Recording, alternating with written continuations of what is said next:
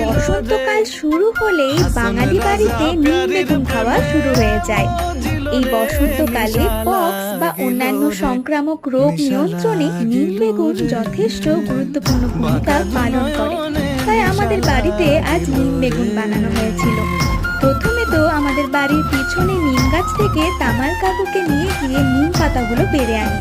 এরপরে ছোট ছোট ডাল থেকে নিম পাতা ছাড়িয়ে ভালো করে ধুয়ে নিয়ে নুন দিয়ে শুকনো কড়াইয়ে ভালো করে ভেজে নিতে হবে।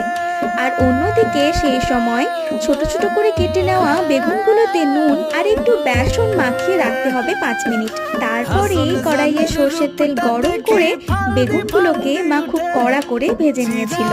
বেগুনগুলো ভাজা হয়ে গেলে ভেজে নেওয়া নিম পাতার উপরে এই বেগুনগুলোকে দিয়ে সবকিছুকে মিশিয়ে নিলে নিম বেগুন একদম তৈরি। খেতে মোটেও সুস্বাদু নয়, তবে পুষ্টিগুণে সমৃদ্ধ।